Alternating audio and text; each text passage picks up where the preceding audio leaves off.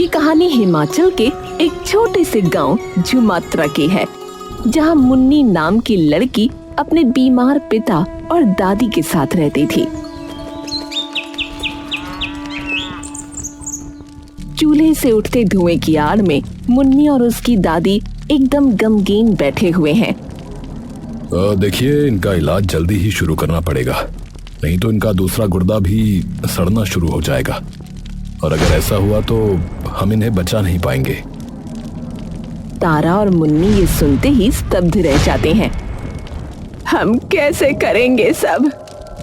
देखिए, वो मैं नहीं जानता, पर जितना जल्दी हो सके इन्हें उतनी जल्दी अस्पताल में भर्ती कराना होगा। तारा जमीन पर बैठकर अपना सर पकड़ लेती है। मुन्नी धीरे से तारा के कंधे पर हाथ रखती है। चिंता मत करो दादी, कुछ न कुछ जरूर हो जाएगा। अरे कैसे होगा? सर्दियां वैसे ही शुरू हो गई हैं, तो ज्यादा काम ना मिलेगा कहीं, और तू बच्ची है, मैं बेबस बुढ़िया। तो बता, हमें इस भरे जाड़े में कौन ही काम देगा? और थोड़े दिनों में तो बर्फीला तूफान भी आने वाला है। हाँ, और वो आया तो कहीं जाने का रास्ता ना बचेगा। 1 महीना, और इतना वक्त हमारे पास नहीं है। तभी मुन्नी के दिमाग में एक तरकीब आती है। दादी, क्यों ना पापा को किसी सरकारी अस्पताल में भर्ती करा दे? हाँ, ये ठीक रहेगा, कल ही लेकर चलते हैं। तारा और मुन्नी अगले दिन ही सुरेश को अस्पताल लेकर पहुंच जाते हैं। सुरेश इशारा करके मुन्नी को अपने पास बुलाता है। मुन्नी सुरेश के मुंह की तरफ हल्की सी झुक जाती है। जी पापा। यहाँ आने का कोई फायदा नहीं है बेटी, कोई फायदा नहीं है। पापा, एक बार पूछ के तो देख लेते हैं। अरे मैं कह रहा हूँ ना, वापस चलो बेटिया। अच्छा ठीक है, एक बार डॉक्टर से बात कर लें, फिर चले जाएंगे बस। हे राम, इतनी लंबी लाइन है। मुन्नी अस्पताल के चारों ओर नजर घुमाती है। पूरे अस्पताल में कोई जमीन पर बैठकर खाना खा रहा है, तो कोई पिछली कई रातों से वहीं सो रहा है। दादी, ये लोग ऐसे क्यों बैठे हैं? बेटा, देश में गरीबी की कमी थोड़े ही है। जिनके पास एक ढेला नहीं है, वो तो बेचारे अपने स्वास्थ्य के लिए यहीं आएंगे ना। तो ये लोग तो सो रहे हैं। हाँ, तो कई दिन हो गए होंगे इन्हें, इनका नंबर आने में टाइम लग गया होगा। ये सुनते ही वो एकदम से घबरा गई। सिर्फ डॉक्टर से दिखाने में इतना इंतजार करना पड़ रहा है, तो भर्ती करने में कितना वक्त लग जाएगा? क्या हुआ? मुन्नी एकदम से अपने ख्यालों से बाहर आई। अब नहीं, कुछ नहीं। सुबह से शाम हो गई, लेकिन मुन्नी और तारा भूखे प्यासे अभी भी वहीं खड़े थे। काफी देर बाद राह देखने के जब उनका नंबर आया, तभी उनके सामने एक आदमी आया, जिसकी गोद में उसका 5-6 साल का बेटा था। वो बिना कुछ कहे सीधा अंदर घुस गया। अरे ये क्या बदतमीजी है, हमारा नंबर था। तभी गेट पे खड़ा चौकीदार उन पर हंसने लगा।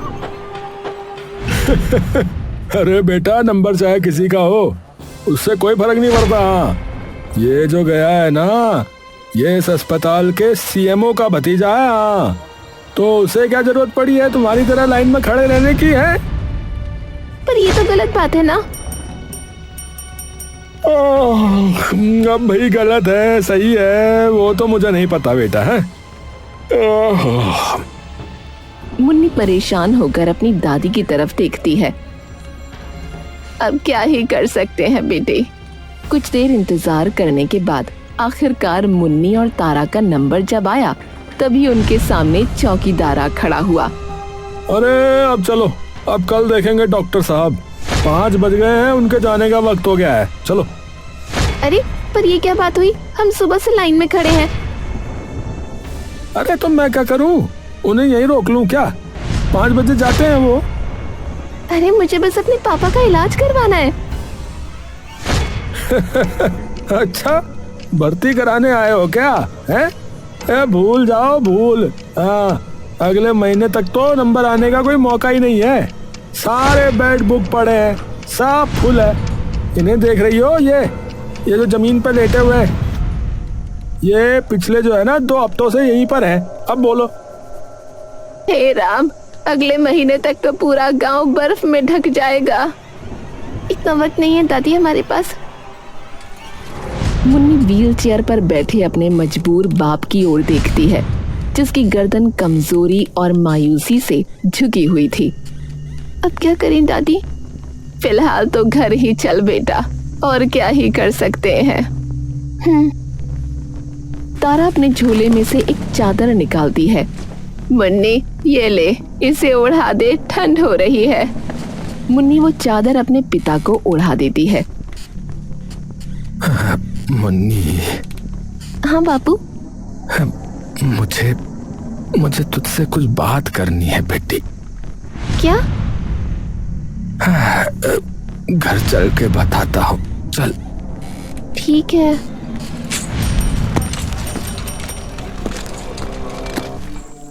अरे भाई, बस कुछ ही दिनों में जो है ना वो बर्फीला तूफान आने वाला है। पूरा गांव जम जाएगा फिर तो। अरे मैंने तो जो है दफ्तर में छुट्टी डाल दी है 2 हफ्ते की। हाँ, अरे आधे आधे पैर धंसाते हैं बर्फ में, फालतू में ठिठुरते हुए जाओ यहाँ से। अरे भाइयों, पर मुझे एक बात बताओ, वो अफवाह सच है क्या? कौन सी अफवाह? कौन सी? अरे कि जब भी हमारे गांव में ये बर्फीला तूफान आता है, उसी वक्त गांव में ही कहीं एक छिपा हुआ कोई खजाना भी बाहर आता है, ऐसा सुना है हमने। अरे सुना तो मैंने भी है, पर हमें तो कई साल हो गए इस गांव में रहते हुए, हमने तो नहीं देखा कोई सोना साना। अरे भाई, मैं 60 साल का हो गया और बचपन से इसी खजाने की कहानियां सुनते हुए आया हूँ। अरे सुनी तो हमने भी है, पर मुझे तो फालतू की अफवाह लगती है ये। हाँ, खाली उड़ा रखी है कि जी सिर्फ बर्फीले तूफान में बाहर आता है वो खजाना, इंद्रधनुष के नीचे मिलता है। बताओ कैसी फालतू फालतू की बातें हैं ये, खाली गप्प उड़ा रखी है। उन सब की बातें वहां से गुजरती हुई मुन्नी सुन लेती है।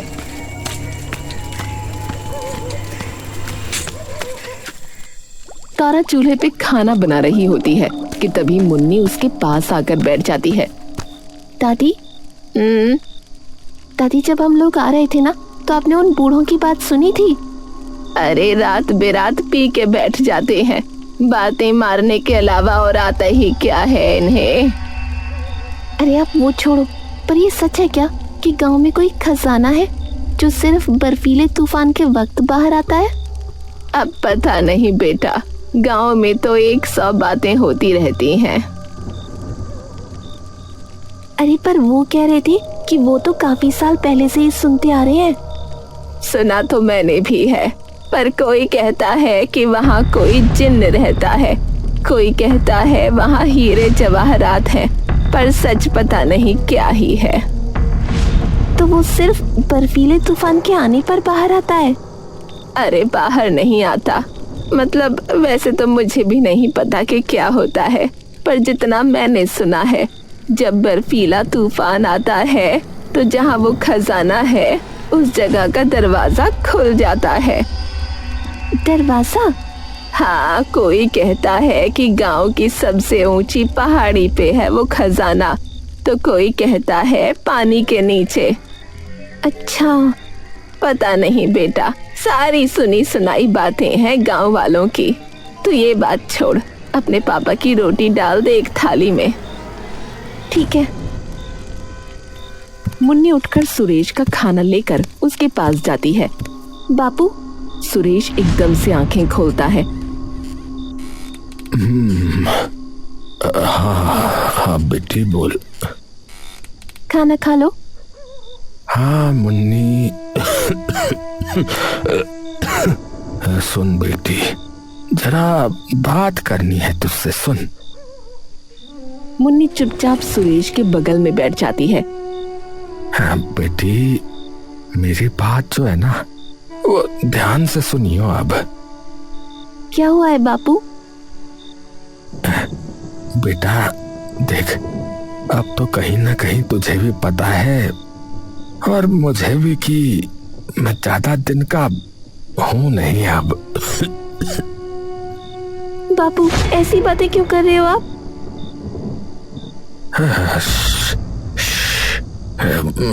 मेरी बात सुन बेटी, मेरे जाने के बाद जो है ना अपना और दादी का बहुत ध्यान रखियो तो, ठीक है?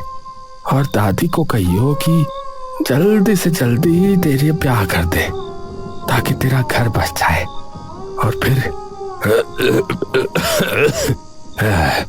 दादी को भी जो है ना अपने अपने साथ रख लियो, ठीक है?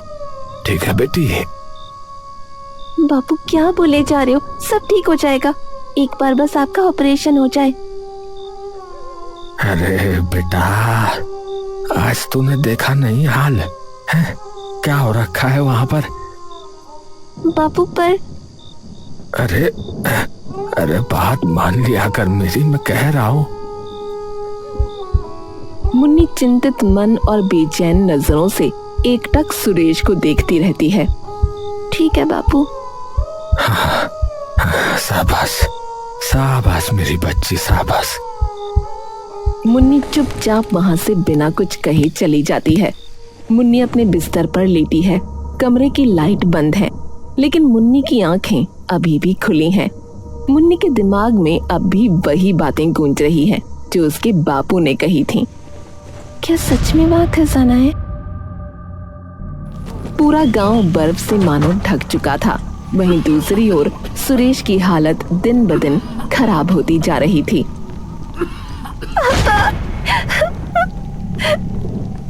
हे भगवान, इस तूफान में तो अब कोई डॉक्टर भी नहीं आने वाला। मन्नी, बेटी मन्नी, मेरी बातें याद है ना तेरे को? याद है ना? बोल।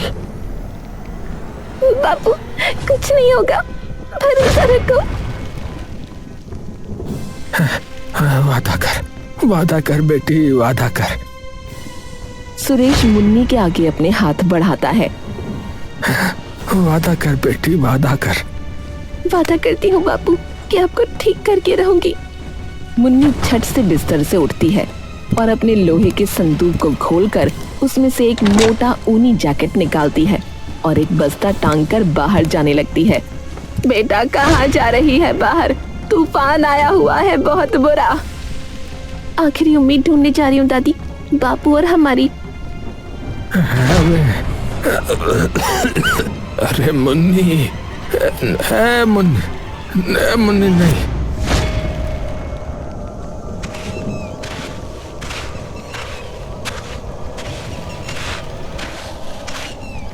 मुन्नी नजरें इधर उधर घुमाती है। दादी कह रही थी गांव की सबसे ऊंची पहाड़ी पर है, वहीं चलती हूँ। मुन्नी अपनी दाईं ओर देखती है। तूफान में कुछ भी नहीं दिख पा रहा है, तो इसी दिशा में आगे बढ़ने के अलावा और कोई चारा नहीं है। तूफान अब धीरे धीरे और बढ़ने लगा था और उसके पैर बर्फ में धंसते जा रहे थे कि तभी उसे कई लोगों के चिल्लाने की आवाजें आने लगीं। अरे बचाओ, अरे बचाओ हमें, बचाओ हमें, बचाओ, बचाओ, कोई तो बचाओ। ये आवाजें कहाँ से आ रही हैं? अरे बचाओ हमें। मुन्नी धीरे धीरे उन आवाजों की तरफ बर्फ की मोटी परतें चीरते हुए आगे बढ़ने लगी और तभी मुन्नी देखती है कि दूर एक पहाड़ी पर कुछ चमक रहा है। ये क्या चमक रहा है? अरे बचाओ हमें, अरे तूफान आ गया, अरे बचाओ भाई, अरे भागो, बचाओ, बचाओ, कोई तो बचाओ। आवाज धीरे धीरे और तेज होने लगी और मुन्नी भी तेजी से उस चमकती रोशनी की तरफ बढ़ने लगी। मुन्नी के होंठ पूरी तरह से थरथरा रहे थे। उस पहाड़ी पर रखा हर कदम मानो उसके शरीर से आधी जान खींच रहा था। बस कुछ और कदम दूर, थोड़ा और। मुन्नी उस रोशनी के करीब पहुंचने ही वाली थी कि तभी उसका पैर फिसल गया। अब क्या करूं? मुन्नी अपने पैरों को बर्फ में फंसाने की कोशिश करती है, लेकिन हर बार उसके पैर फिसलकर फिर से बाहर आ जाते हैं। मेरे हाथ सुन पड़ रहे हैं अब। तभी 2 हाथ आते हैं और उसे एक ही झटके में ऊपर खींच लेते हैं। मुन्नी डर कर अपनी आंखें बंद कर लेती है, लेकिन जैसे ही वो अपनी आंखें खोलती है तो देखती है कि उसके सामने धूप खिली हुई है और उसके सामने एक बड़ा सा मंदिर है। यही है। मुन्नी पीछे देखती है तो उसे सिर्फ कोहरा दिखाई देता है और बर्फीले तूफान की आवाजें सुनाई देती हैं।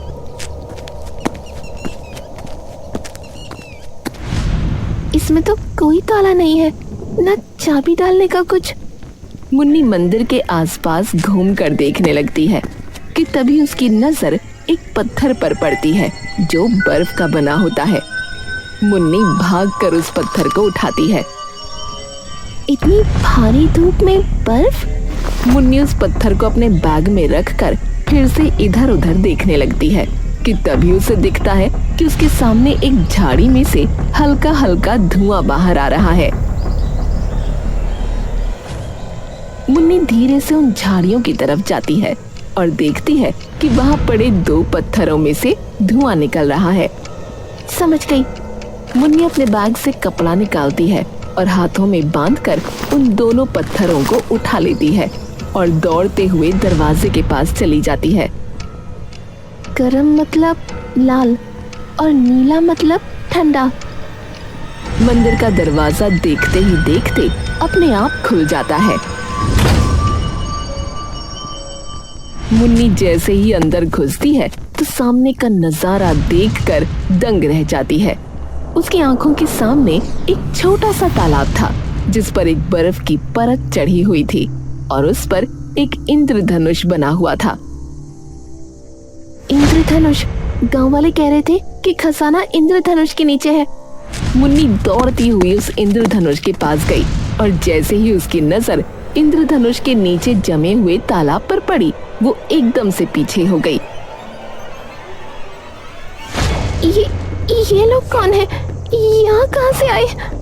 मुन्नी दौड़कर बाहर से कुछ पत्थर इकट्ठे करके अंदर ले आती है।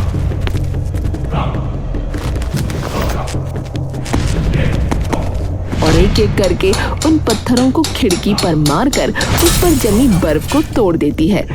और जैसे ही सूरज की किरणें इंद्रधनुष को ध्वस्त कर उस तालाब की बर्फ पर पड़ती हैं, वो बर्फ देखते ही देखते कुछ ही देर में पिघल जाती है, लेकिन उन शरीरों की स्थिति वैसी की वैसी रहती है। बस उनकी निष्क्रिय आत्माएं एक एक कर मुन्नी के सामने आकर खड़ी हो जाती हैं और देखते ही देखते बाहर हड़कंप मचाता तूफान भी अचानक से शांत हो जाता है। नहीं नहीं बेटी, डरो मत। तुमने तो हमें मुक्त किया है इस जगह से। आप कौन है? और ये लोग कौन है? और ये मंदिर? इस गांव के कुल देवता हिमावन का मंदिर है ये। कई वर्षों पहले यहाँ एक बहुत भयानक बर्फीला तूफान आया था जिसमें मैं और ये लोग यहीं फंस गए। सबने खूब गुहार लगाई, लेकिन मदद के लिए कोई नहीं आ सका। और बस तब से ये लोग भी और मैं भी यही हैं। लेकिन लोग तो कहते हैं यहाँ पर कोई खजाना है या जिन्न है। अरे बेटी, जितने मुंह उतनी बातें। तुमने आवाजें सुनी थी ना कुछ लोगों की? हाँ। मुन्नी के चेहरे पर एक बार फिर से मायूसी छा जाती है। मतलब यहाँ कोई खजाना नहीं है? क्या हुआ बेटी? एकदम से इतनी उदास क्यों हो गई? मुन्नी पंडित जी को सारी बात बता देती है। अच्छा, दुविधा तो है, पर तुम्हारी सहायता शायद मैं कर सकता हूं। वो कैसे? मंदिर की दान पेटी में जो पैसे हैं वो तुम ले जाओ बेटी। पर ये पैसे मंदिर के हैं। बेटी, दान पेटी में डाले गए पैसे जरूरतमंद के होते हैं, और इस मंदिर पर तो अब कोई आता भी नहीं है। मुन्नी पंडित जी की बात सुनकर रो पड़ती है और उनके सामने हाथ जोड़ लेती है। आपका बहुत बहुत शुक्रिया पंडित जी, आपने हमारे परिवार को बचा लिया। पर पंडित जी, तालाब में पड़े उन शरीरों का क्या होगा? बाहर तूफान थम गया है, तो गांव वालों को बुलाकर हमारा अंतिम संस्कार करवा दो। बस इतना ही बहुत है बेटी, क्योंकि अकेली तो तुम भी नहीं कर पाओगी ये काम। जी पंडित जी, वैसे पंडित जी बाहर कहीं बर्फ नहीं है, सिर्फ खिड़की और तालाब पर ही क्यों, और वो भी इतनी भारी धूप में। ये तो तुम्हें भी महसूस हो रहा होगा बेटी। तुम्हें गर्मी लग रही है इतने सारे कपड़े पहनने के बावजूद। मुझे तो जरा भी गर्मी नहीं लग रही। बेटी, भगवान के घर में खड़ी हो तो चमत्कार तो होंगे ही। सही बात है। मुन्नी दान की पेटी के सारे पैसे इकट्ठे कर बाहर निकलती है और देखती है कि तूफान शांत हो चुका है।